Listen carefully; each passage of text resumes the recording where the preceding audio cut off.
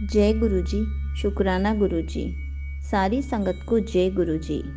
संगत जी, जब गुरुजी physical form में थे तो एक सिख आंटी गुरुजी के पास जाया करती थी और गुरुजी उन्हें हमेशा अपने पास ही बिठाते थे, क्योंकि वो हमेशा कहा करती थी कि गुरुजी, मैं इतने पूजा पाठ करती हूँ, मुझे तो कभी कोई भी आराम नहीं मिलता। गुरुजी ने उनसे ऐसे ही पूछ लिया कि आप कौन सा पाठ करते हो। उन्होंने कहा, मैं गुरबानी सुनती हूँ, सुखमनी साहिब पढ़ती हूँ, लेकिन मैं क्या करूँ, मुझे तो कहीं से भी शांति नहीं मिलती, मेरी बीमारियाँ भी ठीक नहीं होती, मुझे आराम नहीं मिलता। गुरुजी ने कहा कि तुम पाठ गलत तरीके से करती हो। आंटी जी हैरान रह गई कि गुरुजी को कैसे पता कि मैं पाठ कैसे करती हूँ।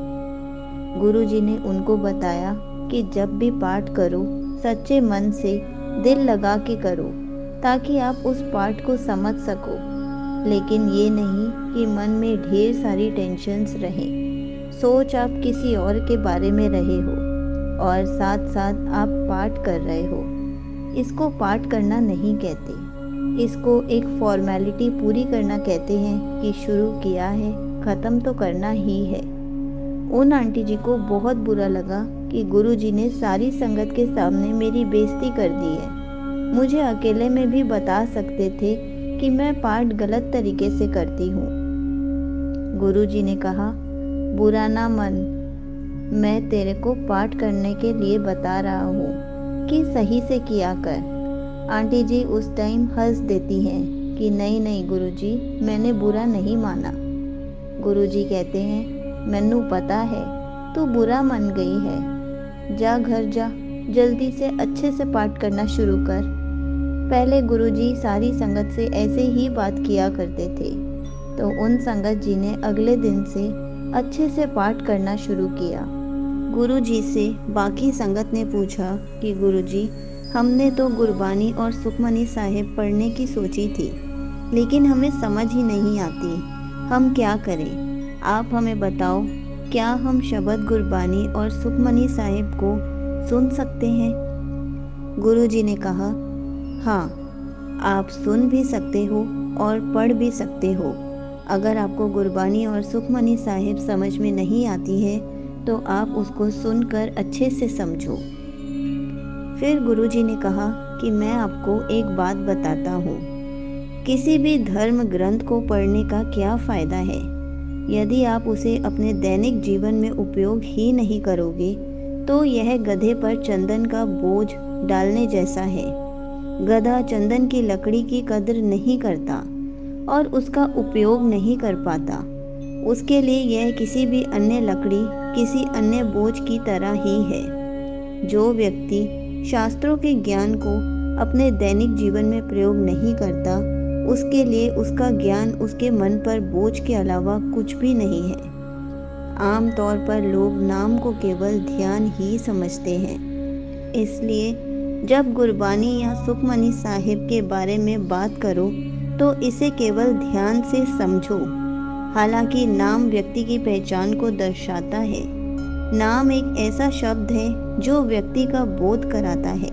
इसी प्रकार भगवान का नाम आनंद, प्रेम और सौंदर्य के सभी गुणों को दर्शाता है और यह संपूर्ण ब्रह्मांड भगवान और उनके सभी गुणों की अभिव्यक्ति करता है।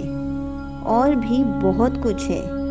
गुरबानी कहती है कि जब तक आप हर किसी चीज़ में ईश्वर और उसकी सुंदरता को नहीं देखते, तब तक धर्म ग्रंथ पढ़ने का कोई फ़ायदा नहीं, तब तक धर्म ग्रंथ सुनने का कोई फ़ायदा नहीं। और सुखमनी साहिब को सुखों का अमृत कहा जाता है।